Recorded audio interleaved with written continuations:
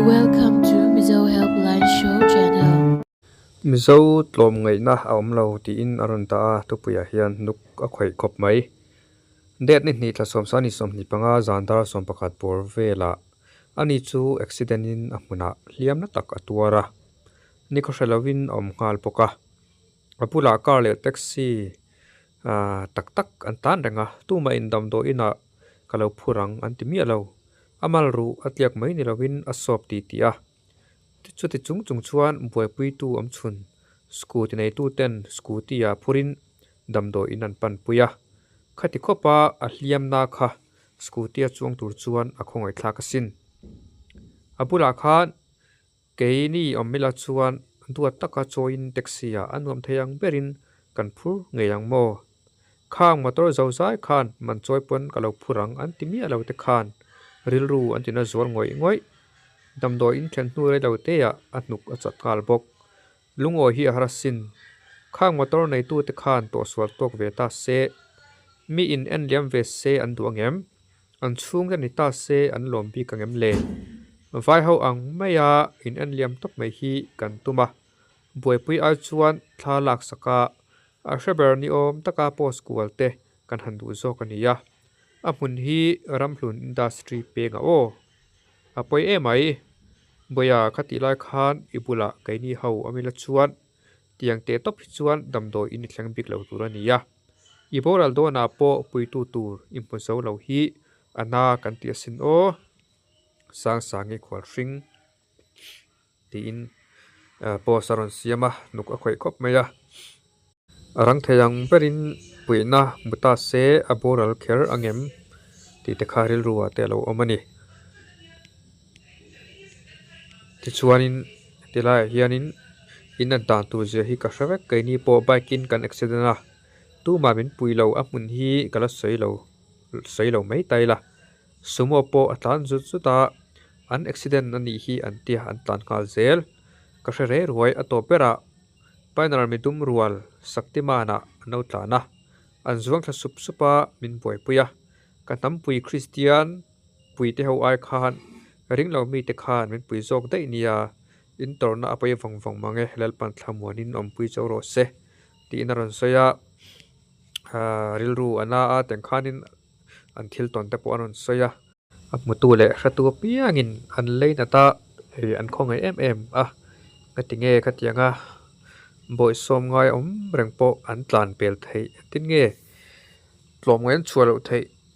a amak zok oi po har zok ang reng khop maya mi tha tak tak le mi fel tak tak hi kanom rual hianin mi thalo le te me yang mi tlom ngai lo te ya christian ti ping chatu tak tak te hi an ta zel mai hi apoi khop maya amaro chu i kil khat rang chuan ti thei kan nei tlema amaro chu lo tong ve tai lang chuan tam zok chuan kan en liam mai thein karing chia lawa chu tiang chu ni amaro chu i atlom ngai ten scooty anan phur ram ania mitlom ngai lo kan ti zenga mitlom ngai tak tak hi an lo chuak i an lo om ve zel ni ti hi kan hriat anga ya tlom ngai lo pani pathum pali awanga in mu tleu te hi thilol takani i atlom ngai lo pani thum wang hianin atlom ngai te ming lang tur kha i kan vai ma to mai thina apoi em meya chu wang chuan mi zawa mitlom ngai tak tak hi an tamani amaro chu chu ti rualin tlom ngai lo pol hi an lo om ve zeu zeu thrin lai hi i atlom ngai pol te tipin chatu an neu ni ve le zel meya chu wang chuanin tu na po scooty a phur ram te po tlom ngai takan ni an tero pui tak zet zet ani ti chuan ei komena po riluna tak tak an tam meya mizo tlom ngai na hi kan soi vul via waram dang ho po hian an lo nei ve thawa apming an lo vua ve lo mai zok ani keini ain an lo ra tlom ngai zok sui vairam kan soi chena vairam le mizoram hi te khin chi ani lo vairam a chuan mihring an tam lutuk anin boi pui seng lo kholaya in le lo nei lo tran pui tu nei lo lir an khat nuka chu wang pakhata anin tran pui ngam lo le thei lo te ani zok kan om na hnai vaya accident le chiat na eng emo thleng om nual thin keini ai ma in anin puina sa zok mizo te hi an thil tha kan ti hi social media kan post chuak nge thin midang tanpui hi sum don nan kan mang ani ta deuh pere Christian chan chuan thil za thlak top kho ka ngai Christian te hi sum don a an ngai emani do ni comment lama po thanem an ngai khop meya ka tang po hianin mizo tlom ngai pol chu kan la tamani hei a comment tam zo kai chuanin an chiar thazel taila mizo tlom ngai na engama umani a huwa tlom ngai huwa fela huwa tha huwa piang thar huwa tur chel mo ni renga hei ti changkang to si chapo piang thar si lote kan nia om viau hei a hian ala rap thlak an tu le fa te tan hrom khopang ko pui lai li la pui tu in an nei lo chu ale na tom kher mai tlom ngai na hi a lu kan ti rualin hliam tuar emo sina tok chung te piak po vat na chaw hriat hi a fit thlak viau ome tunang lai a chuan eng ang mi nge ani ti po hriat lo hliam pui tuar thi sen ne na in chia pia nuai mi ei zona taxi boy pui tura peisei ngoti a fin thlak ber lo to mai theye eng po chu ni se hetiang lam atana in pe sa ambulance te morgu ven a thona ko thei beng khona tun ai hian man tangkai tum le zoli se chu tiang tu chon heng ho number call nei tum ram hi apoi mot ta ome ti la hiril du ariak ta chuan in ka hria ani chuan social welfare tangin an kim an bi le thei mai mel sia mi chau tlom ngai ne in ti thin te kha engan ti zau ta nge pangena da zau time de ba poi thin tak em po ni sela ya kan chiar zel to lawanga a khai khom na a chuanin mizo tlom ngai na hi abota ani lowa mizo tlom ngai na hi alom renga ala vul zela amaro chu sei tong khanin afam kim biak biak thei bik lo a tlom ngai po la hianin tlema black ship hi chu kan lo om chung kwa po mi tha tak tak kara mi thalo khatyang zel khanin rong bol na kong thil thum thima po pastor thau thawa po pastor thalo pastor tha tak tak anom lain khatyang kha kan khovel top thleng kan ni dona